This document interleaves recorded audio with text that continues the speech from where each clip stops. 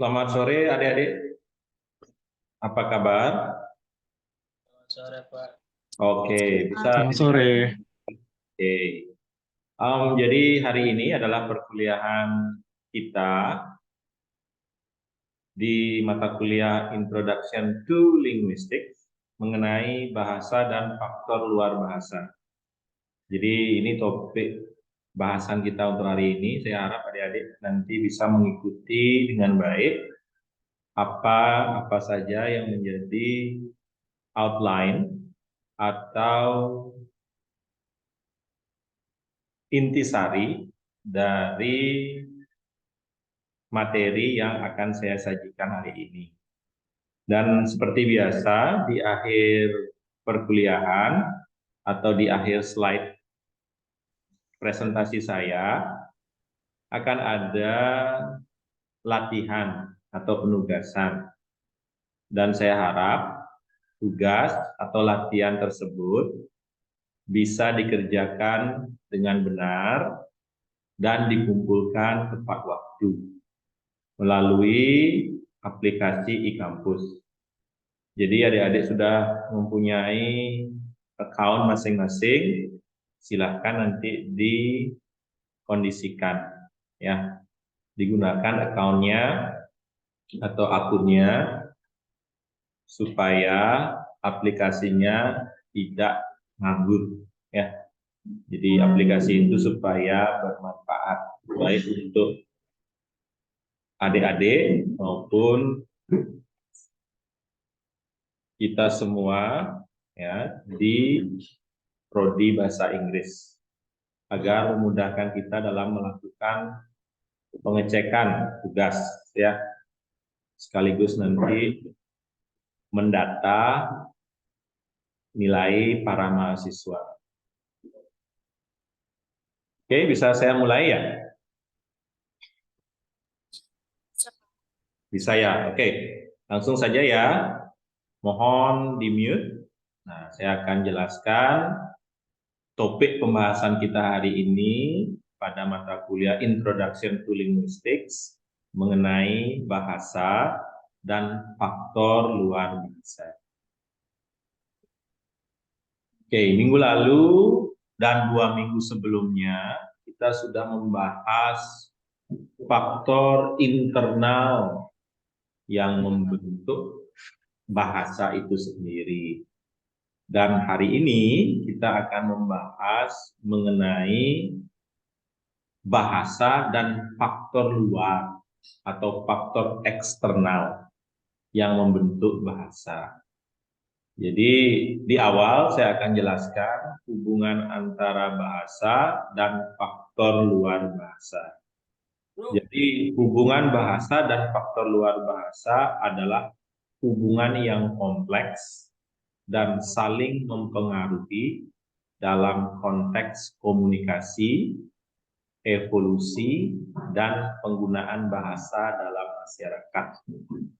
Jadi kompleksitasnya cukup tinggi, ya, karena faktor eksternal ini mempengaruhi antara lain konteks komunikasi, evolusi, dan penggunaan bahasa itu sendiri dalam masyarakat. Sebagaimana kita ketahui bersama, bahasa adalah sistem simbolis yang digunakan untuk menyampaikan makna. Sedangkan faktor luar bahasa mencakup berbagai aspek yang mempengaruhi penggunaan dan bentuk bahasa itu sendiri. Nah, jadi di sini akan ada hubungan yang sifatnya kompleksitas seperti yang saya sampaikan tadi dan saling mempengaruhi. Nah, untuk lebih jelasnya berikut adalah beberapa hubungan antara bahasa dan faktor luar bahasa. Mohon dicermati ya, saya akan menjelaskan sehingga nanti adik-adik bisa memahami dengan baik secara lebih sederhana. Yang pertama, faktor eksternal yang mempengaruhi bahasa adalah pengaruh sosial dan budaya. Faktor luar bahasa di budaya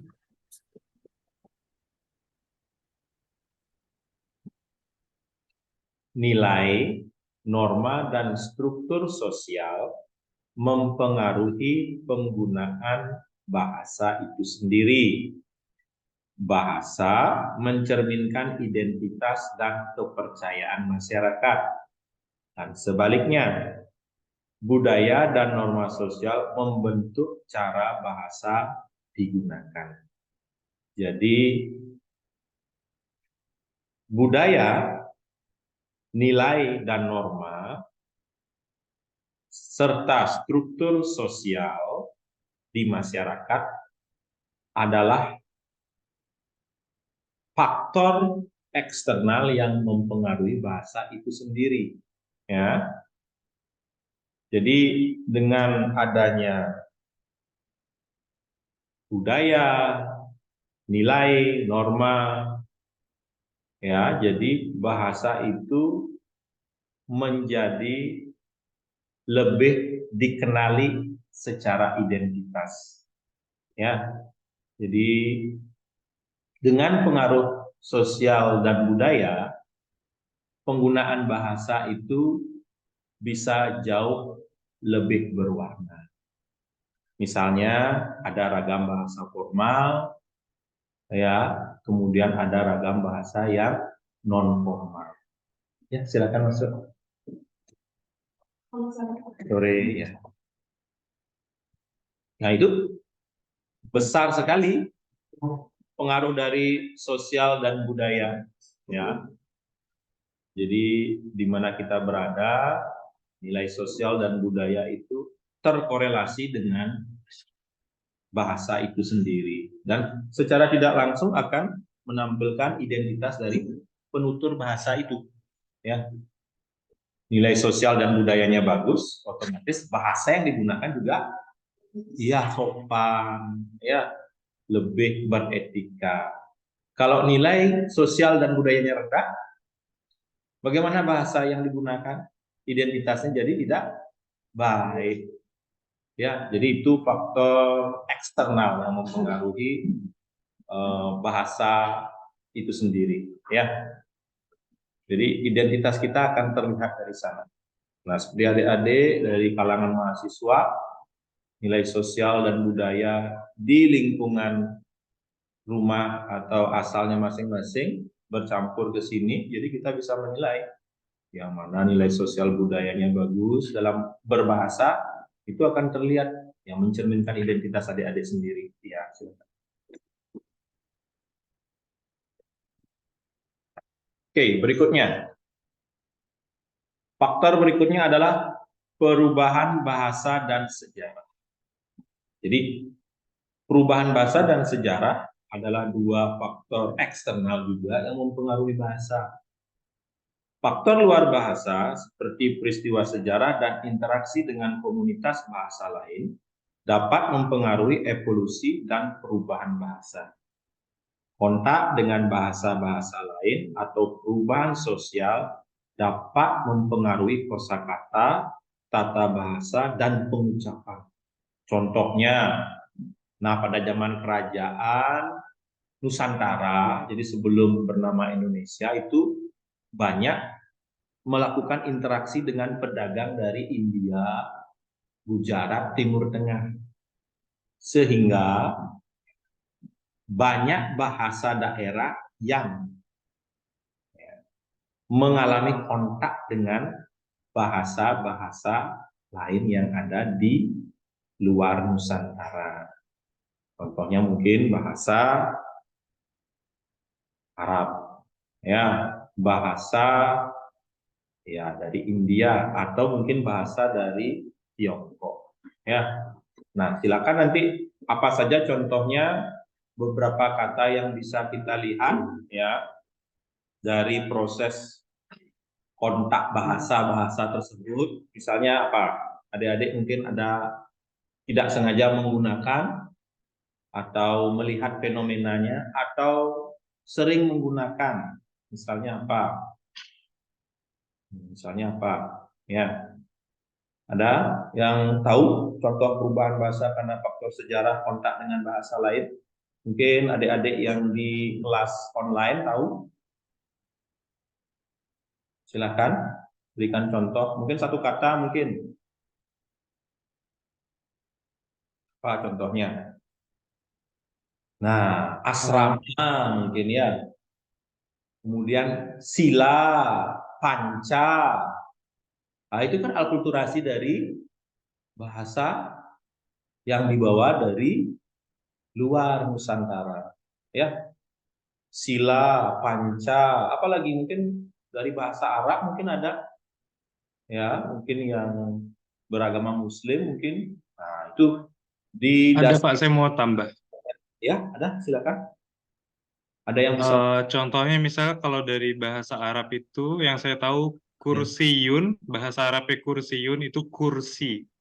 Oke, ya bisa kursiun. Ya itu mungkin diambil dari sana ya. Karena kita mengalami kontak yang cukup lama, ratusan bahkan ribuan tahun dengan bangsa-bangsa yang ada di luar Nusantara. Mungkin yang lain mungkin. Nah itu ya sebagai contoh tadi Pancasila. Ya Panca itu 5, sila itu dasar. Ya kalau tidak salah itu berasal dari bahasa Sanskerta dibawa oleh para pedagang dari India. Kemudian berkembangnya kerajaan Hindu kuno di Nusantara. Jadi menyebarlah ya, dan masih digunakan sampai saat ini istilah-istilah yang ada dari bahasa bangsa luar diadopsi oleh bangsa Indonesia ketika sudah menjadi sebuah negara kesatuan. Mungkin ada yang lain mungkin menemukan ya. Mari kita eksplor diri kita. Kita kadang-kadang lupa karena menganggap ini hal yang ramah temeh, remeh temeh ya, karena kita tidak membuat dia ke dalam suatu hal yang sifatnya pengetahuan.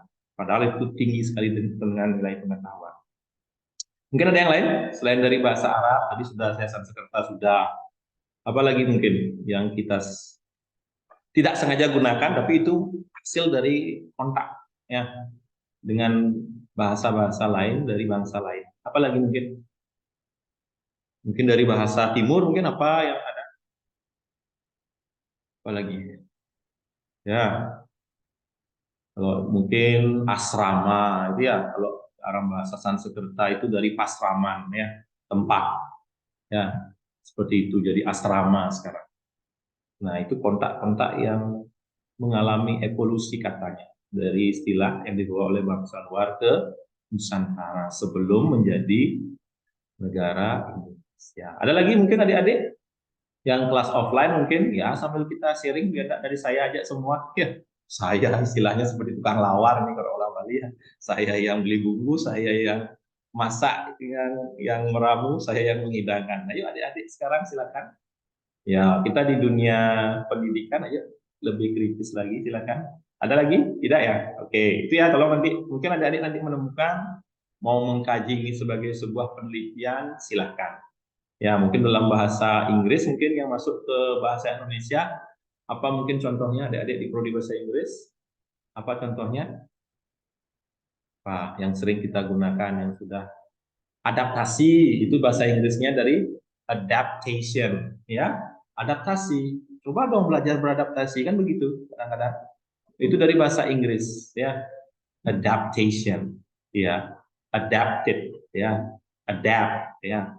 Itu menyesuaikan diri. Kenapa lagi yang adik-adik yang ini yang sering berkecimpung di dunia pariwisata ini mungkin menemukan mungkin fenomenanya ada yang kelas online mungkin adik-adik kelas online.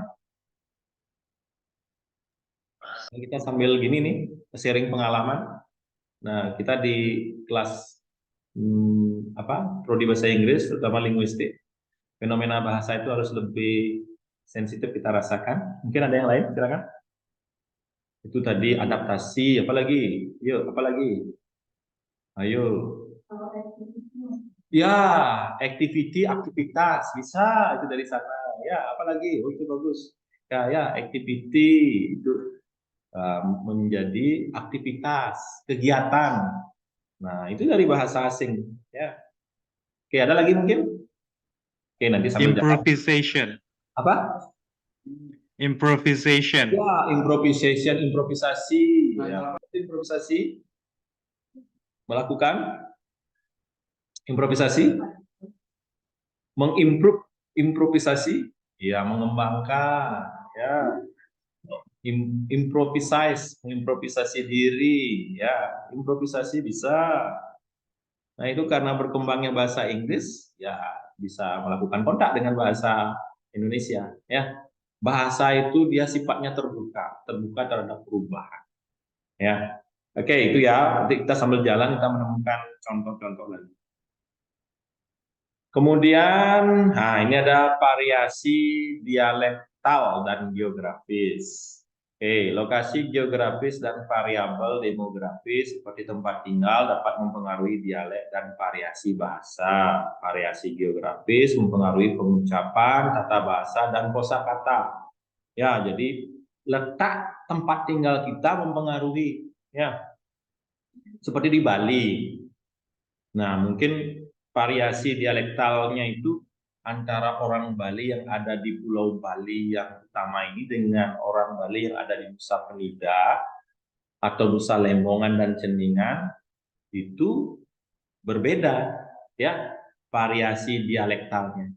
Mungkin orang Bali Selatan dengan orang Bali Utara juga ada perbedaan kental, ya, terutama di logat, ya, itu karena itu dipengaruhi oleh tadi variasi dialek dan geografis letak tempat mereka berada, ya. Nah yang paling sering itu ya kosakatanya, ya. Kosakatanya juga lebih bervariasi karena ada benda atau sesuatu yang ada di sana tidak ada di sini, ya, ada di Bali Utara tidak ada di Bali Selatan, atau sebaliknya di Bali Selatan ada di Bali Utara tidak ada. Nah itu contohnya, ya. Jadi, nah variasi dialek, ya dialek. Jadi itu sedikit tidaknya dipengaruhi oleh lokasi geografis dan variabel demografis. Nah itu di Bali, ya. Jadi tidak hanya ada Denpasar atau Badung, ada juga Buleleng, Singaraja itu beda dialeknya, walaupun bahasanya sama. Nah itu sedikit tidaknya dipengaruhi oleh ya, lokasi geografis dan variasi demografis yang ada di masing-masing daerah. Ya, jadi tidak bisa sama, ya, itu juga mempengaruhi. Kemudian, nah ini yang paling signifikan, pengaruh teknologi dan media. Jadi akhir-akhir ini ya, pengaruh perkembangan internet cukup pesat, ya, dan tidak bisa untuk dibendung lagi, ya. Yang terakhir kemarin TikTok Shop itu ditutup sama pemerintah, ya. Itu mempengaruhi gaya hidup atau lifestyle kita dalam membeli barang karena lebih murah, lebih cepat, dan harganya luar biasa murahnya, kualitas bersaing. Nah ini juga sedikit tidaknya nanti ketika ada interaksi dari penggunaan teknologi dan media ini akan menimbulkan istilah atau pengaruh pada bahasa itu sendiri, ya. Perkembangan teknologi dan penggunaan media sosial telah mempengaruhi cara bahasa digunakan dan berkembang. Bahasa digital dan istilah baru sering muncul melalui interaksi online.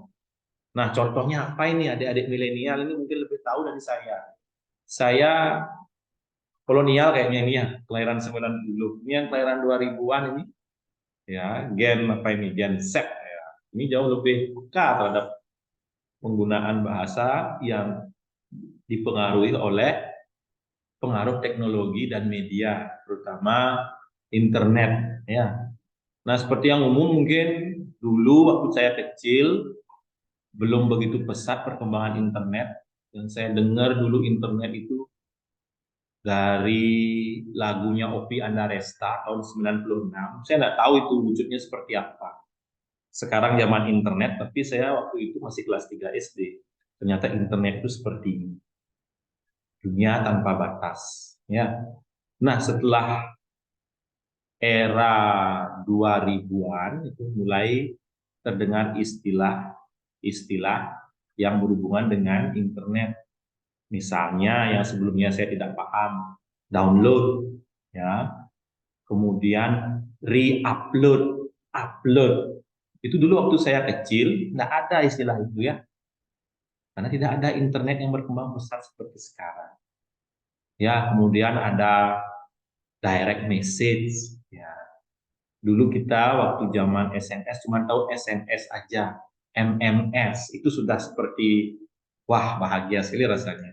Ya, nah sekarang sudah ada perkembangan teknologi yang semakin besar. Nah mungkin adik-adik yang di kelas online ada menemukan mungkin contohnya selain yang saya sampaikan tadi, ada download, ada upload, apa lagi?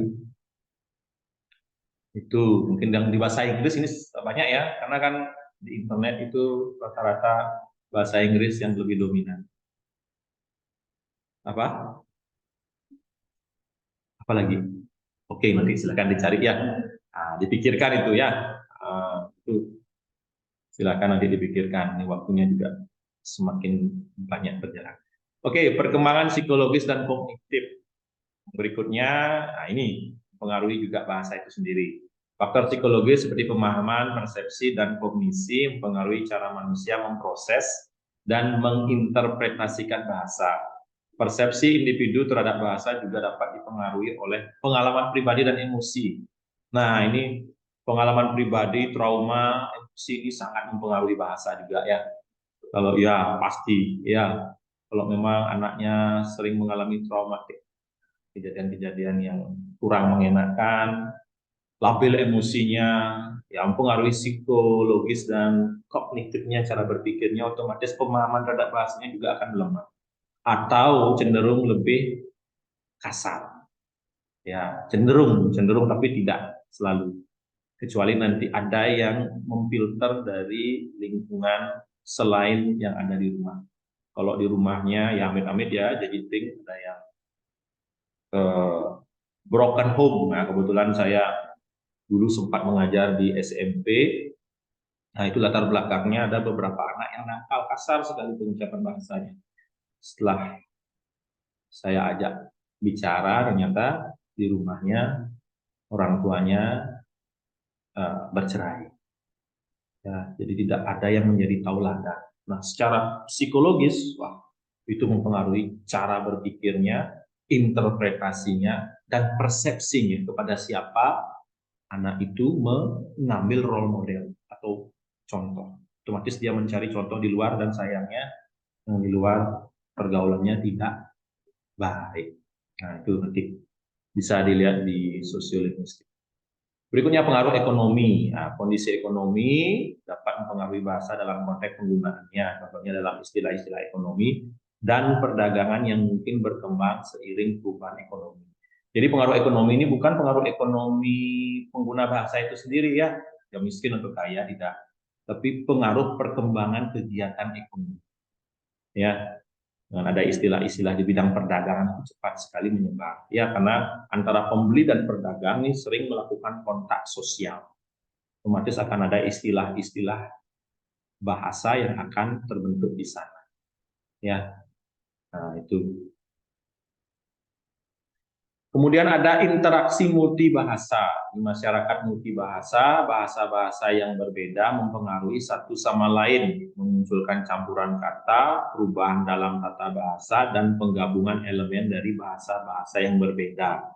Nah, ini bentuk modern dari pengaruh sejarah. Nah, sekarang ada namanya interaksi multibahasa. Ya mungkin bahasa Indonesia yang digabungkan dengan bahasa Inggris.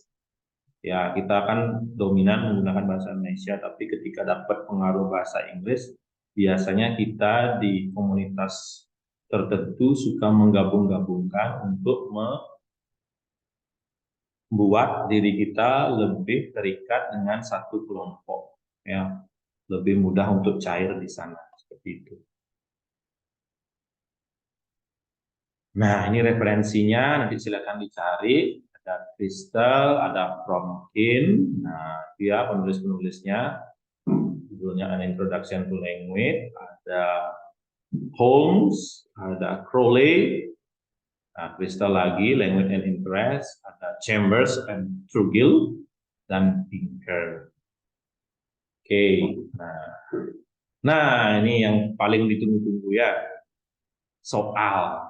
Nah, ini tugas nanti silakan dikerjakan di Microsoft Word ya.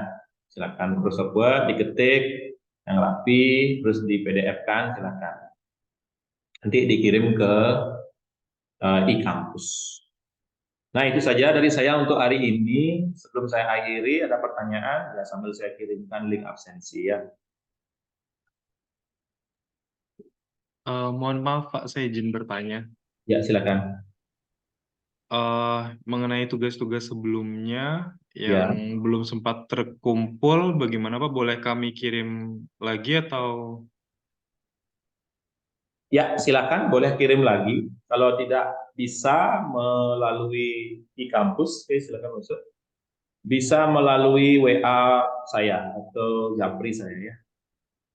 Oh gitu. Baik Pak, terima kasih banyak. Iya, itu saja. Ada lagi pertanyaan? Nah, itu yang pertama, linknya sudah saya kirim untuk kelas karyawan. Berikutnya kelas reguler, saya kirimkan link. Tolong untuk tugas disiplin ya. Nanti akan saya list di sana untuk siapa yang tidak mengumpul atau sudah mengumpul ya. Itu nanti dijadikan indikator atau parameter untuk penilaian. Baik itu penilaian tengah semester maupun penilaian akhir. Oke, Baik Pak, silakan. kami usahakan. Ya. Oke. Siap. Oke, sekarang Bapak akan cek di e-kampus dulu, bantu Bapak untuk melakukan proses absensi juga supaya terdata dengan lengkap.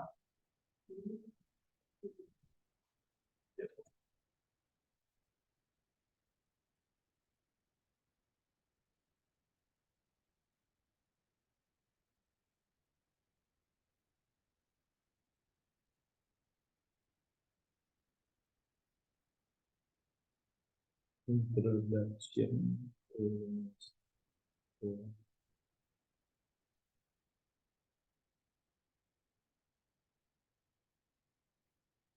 Sekarang pertemuan keempat ya.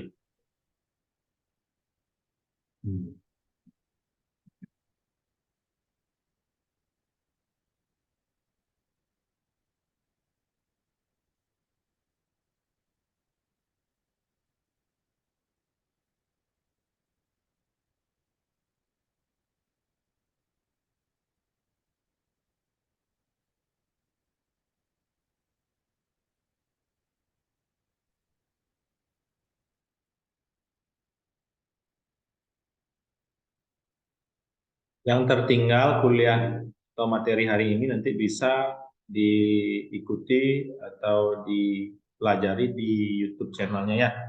Silakan nanti dilihat, ditonton ya apa-apa saja yang sudah saya sampaikan. Jadi saya tidak ada niatan untuk jadi YouTuber di sana ya. Adik-adik yang punya kepentingan ya. Jadi silakan nanti dipelajari. Mungkin saya yang perlu ada masukan dalam penyampaian materi, saya terbuka terhadap kritik dan saran ya. Kemudian nanti silakan di sana dilihat apa-apa saja yang nanti perlu dikembangkan atau seperti tadi dilakukan improvisasi lagi. Oke, saya cek untuk kehadiran ya. Elistiani hadir ya? Tidak ada ya? Remigius Ola hadir? Tidak ya? Aci Rambu, tolong yang hadir bilang hadir ya. Aci Rambu tidak ada. I Gusti Ngurah Gede Setia Widana tidak ada. Sevrianus ada? Tidak ada. Patrick da Silva tidak ada. Niluh Putu Setianingsih ada enggak orangnya? Tidak ada ya. Tolong nanti menjawab ya. Putu Febrianti hadir. Atika hadir. Emi Mura Isu hadir. Nia Afriani hadir. Nia hadir ya? Pak, online. Ya, online. Laurentius Hadir Pak, Oke. online Pak. Putu Wahyu Aprilianti. Hadir? Udah selesai ya? Nyongki? Tidak ada. Agustina Yunita Kakak? Elizabeth Hadir, Rita Pak. Kartika? Ya. Elizabeth? Tidak ada.